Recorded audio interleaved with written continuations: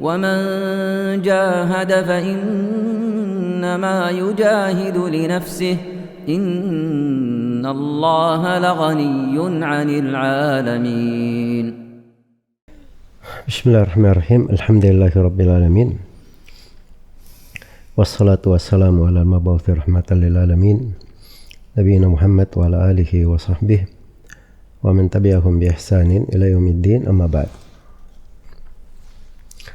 Kaum muslimin dan muslimat, para pendengar dan para pemirsa, Assalamualaikum warahmatullahi wabarakatuh. Ada sebuah kaidah di dalam Al-Quran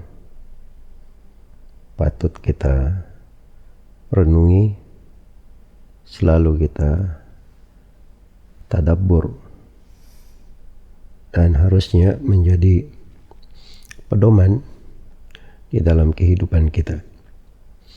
Allah Subhanahu wa taala berfirman, "Falaqatahamal aqabah wa ma adraka mal aqabah fakku raqabah aw it'amun fi yawmin dhi masghabah yatiman dha maqrabah aw miskinan dha matrabah." Ini ayat-ayat sangat agung sekali, memberikan kepada kita amalan besar yang bisa menyelamatkan dari kengerian, menyelamatkan dari kesusahan besar. Falaqatahamal aqabah, tidakkah dia menembus al-aqabah, menghadapi dari al-aqabah, rintangan yang berat, suatu hal yang besar, suatu hal yang besar. Ya, al-iktiham itu, falaqatahama, al-iktiham itu kalau dalam bahasa Arab artinya masuk ke dalam perkara besar, masuk dalam perkara besar. Ya, kalau misalnya lagi di kancah peperangan yang di situ pengorbanan jiwa dan bisa menyebabkan melayang nyawanya, dia masuk ke dalam untuk menghadapi bahaya, itu iktiham namanya. Iktiham, dia masuk ke dalam perkara besar. Iya. Nah, itu dibahasakan untuk menembus al-aqabah ini. Al-aqabah ini apa? Al-aqabah ini dari sudut bahasa itu artinya adalah perkara yang berat, perkara yang sulit, perkara yang sulit.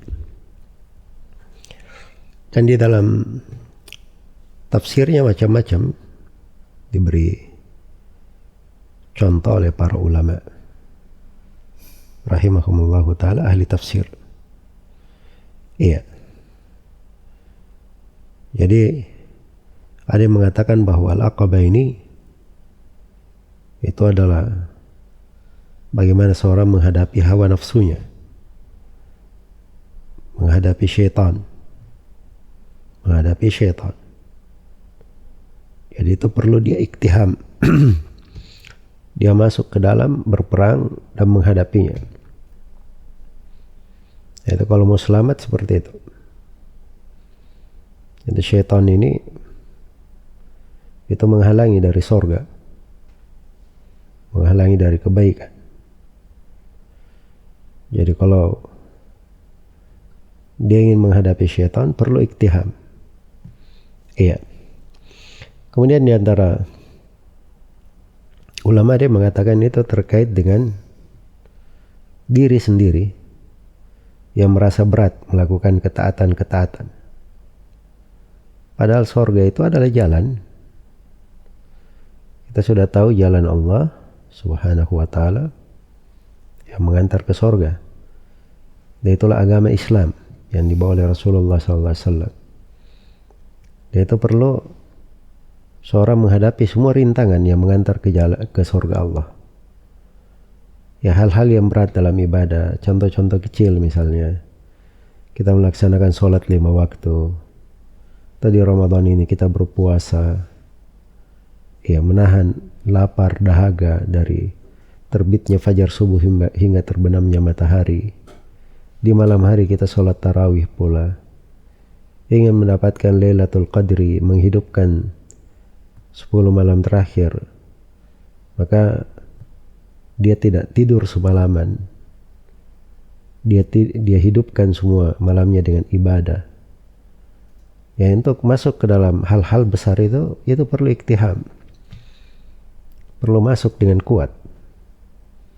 Harus dia motivasi dirinya, harus dia hadapi kesulitan. Nah, itu bagi siapa yang ingin selamat. Fala qatahamal aqabah. Tidakkah mereka menembus jalan al-aqabah ini, menembus kesusahan, kesulitan itu? Iya. Dan sebagian ulama ada yang membahasakannya dengan bahasa indah yang lain, bahwa manusia itu banyak dosa-dosanya, banyak kekeliruan-kekeliruannya, banyak kesalahan-kesalahannya.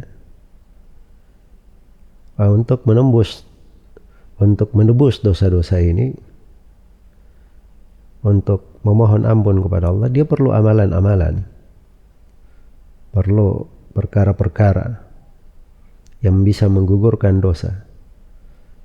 Maka Allah berikan kaidahnya, fala qatahamal aqabah. Tidakkah dia menembus al-aqabah itu? Iya, subhanallah. Yang ini perlu kesungguhan dengan ketaatan di amalan saleh supaya dia bisa keluar dari dosa, dia bisa mendapatkan dari pengampunan-pengampunan yang dengannya Allah mengampuninya. Dan disebutkan dari sebagian sahabat Rasulullah SAW, dari Ibnu Umar, beliau mengatakan bahwa Al-Aqabah itu adalah neraka. Al-Aqabah itu adalah nama gunung di dalam neraka Jahannam. Iya. Siapa yang ingin melewati gunung itu, siapa yang ingin selamat dari neraka, fala qatahamal aqabah, maka dia harus iktiham, menembusnya. Iya. Nah, ini di ayat-ayat akan diberitahu bagaimana cara menembusnya itu. Iktihamnya itu kayak gimana. Wah, di sini diterangkan dulu kaidah besar ini. Kalau ingin selamat dari neraka, harus ada cara seorang itu menembusnya, melewatinya. Harus ada upaya di dalam hal itu. Dan disebutkan dari Mujahid dan selainnya dari ahli tafsir rahimahumullah, mereka katakan bahwa Al-Aqabah ini kesulitan melewati jembatan yang dihamparkan di atas punggung neraka Jahannam.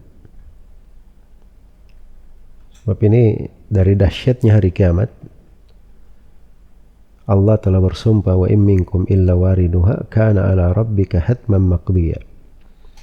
Tidak ada seorang pun di antara kalian kecuali dia akan mendatangi neraka Jahannam itu. Itu adalah ketentuan dari Rabbmu yang sudah dipastikan. Jadi tidak ada yang selamat, pasti harus melewati jembatan ini. Mau orang saleh tidak saleh, seluruh makhluk dari awal hingga akhir akan melewatinya. Termasuk para nabi dan para rasul, hamba Allah yang paling mulia, juga harus menghadapi bahaya ini, harus melewatinya. Iya. Maka fala qatahamal aqabah, tidakkah mereka menghadapi bahaya yang sulit ini, menembusnya, melewatinya? Nah, ini diberi kaidah-kaidah bahwa mau selamat, ini disimpulkan semua ini oleh Abdurrahman bin Zaid dengan bahasa yang lebih mudah dipahami. Kata beliau, tidakkah engkau menempuh jalan yang engkau bisa selamat dengannya? Itu bahasa lainnya untuk ayat. Ya, tidakkah kalian menembus kesulitan itu? Itu bahasa lainnya. Tidakkah kalian cari jalan yang menyelamatkan kalian? Mau ingin selamat? Ingin melewati kesulitan-kesulitan dahsyat itu, ingin keluar dari belenggu dosa, ingin keluar dari jerat-jerat syaitan, ingin melewati neraka jahanam, ingin selamat di atas jembatan yang dihamparkan di atas punggung neraka jahanam, dan ini jembatan yang dihamparkan di atas punggung neraka jahanam lebih tipis daripada rambut, lebih tajam daripada pedang. Ingin selamat, maka ayat-ayat ini menjelaskan bagaimana cara selamat itu. Tapi itu jadikan kaidah dulu dalam hidup. Kalau ingin selamat harus ada upaya, harus ada usaha, harus ada kesungguhan. Falaqatahamal aqabah, tidakkah dia menembus dari kesulitan itu, menghadapinya? Iya. Tidakkah dia menempuh jalan menyelamatkannya? Walaupun itu sulit, besar, dia harus menghadapi seluruh hal itu. Kemudian Allah terangkan, wa ma adraka mal aqabah. Bukankah kamu sudah tahu, wahai Nabi Muhammad, apa jalan keselamatan menembus aqabah itu? Bagaimana cara melewatinya?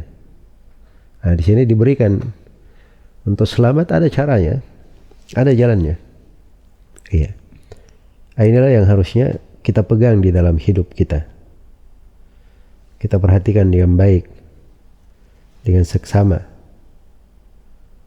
Iya. Dan ini diberi subhanallah oleh syariat jalan ini, karena ini diantara hal yang paling mudahnya. Iya. Paling banyak manfaatnya untuk manusia, dan paling banyak keberkahannya. Wa ma adraka mal aqabah. Bukan kamu sudah tahu bagaimana iktiham al-aqabah itu, cara menghadapinya, menembusnya, melewatinya? Hanya diterangkan 2 amalan saja. Hanya diterangkan 2 amalan. Sederhana. Yang pertama, fakku raqabah. Membebaskan seorang budak. Iya. Ya, kalau dia ada budak, terus dia bebaskan, dia merdekakan, maka itu dari hal yang paling besar di dalam kehidupan. Hal yang sangat menyelamatkannya, besar sekali dari pahala dan keutamaannya. Iya.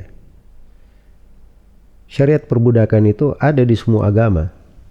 Ada di agama Yahudi, ada di agama Nasara, ada di agama kaum muslimin, umat Islam. Iya. Tapi Islam ini datang mengaturnya dengan hal yang paling indahnya. Dan dijadikan dari amalan yang paling besar nilainya adalah memerdekakan budak. Subhanallah.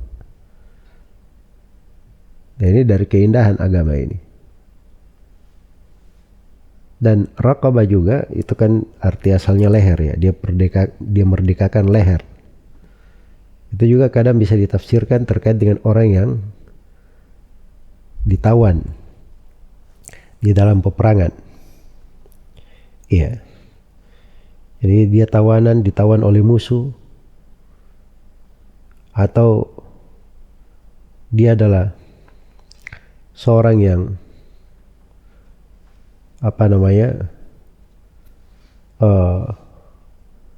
tidak merdeka,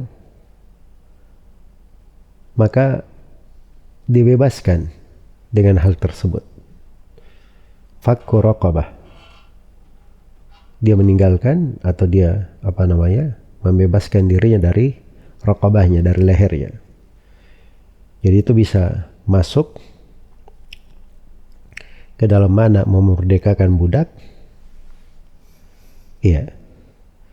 Dan bisa juga masuk ke dalam makna memerdekakan tawanan. Masuk di dalam memerdekakan tawanan. Ya, karena mereka ini tergadai nyawanya, hidupnya dengan hal tersebut. Apabila dilepaskan, maka itu hal yang besar. Dan demikian pula kondisi yang semisal dengan itu.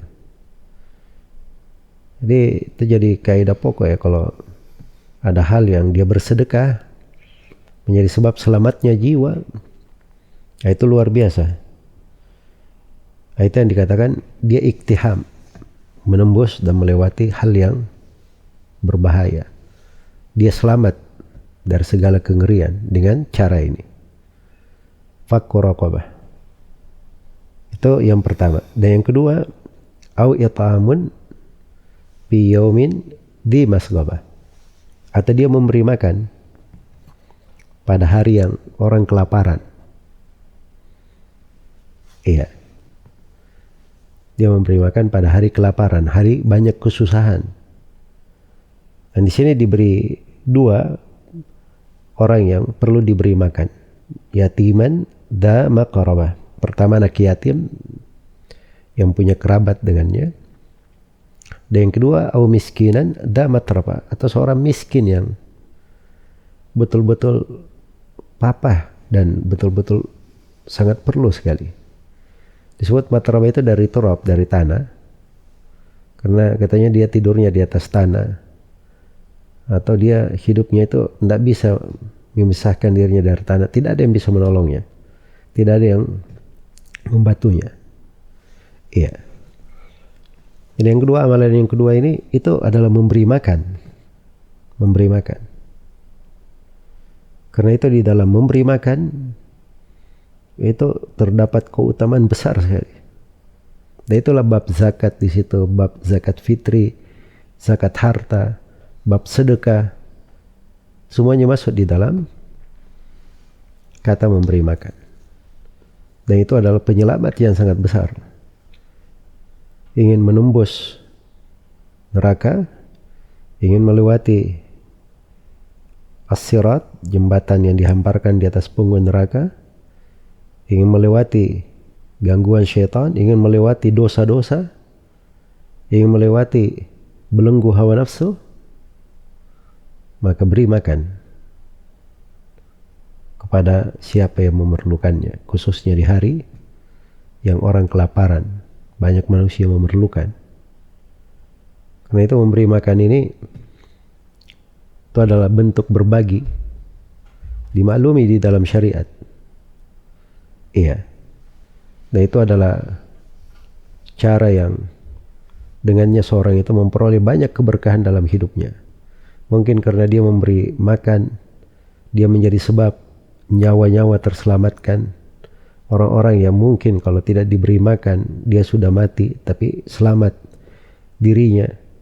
Atau mungkin dengan dia memberi makan Allah berkahi pada hartanya, Allah hindarkan dia dari musibah dan malapetaka pada dirinya, pada keluarganya, pada anak-anaknya. Dengan dia memberi makan Allah bukakan untuknya pintu-pintu kebaikan di dalam kehidupan. Itu banyak sekali. Jelas ini kaidah besar di dalam beragama, diterangkan di dalam Al-Quranul Karim. Falaqatahamal aqabah wa ma adraka mal aqabah fakku raqabah aw it'amu fi yawmin dhi masghabah yatiman dha maqrabah aw miskinan dha matrabah. Iya. Jadi jenis amalannya, dan ayat setelahnya itu menjelaskan bahwa harus didukung oleh keimanan di dalam hal itu, dan tentunya semuanya itu akan bermanfaat setelah keimanan. Thumma kana minal ladzina amanu wa tawasaw bis sabri wa tawasaw bil marhamah. Itu syarat syahnya amalan. Semoga Allah Subhanahu wa taala memberi taufik kepada semuanya. Wallahu taala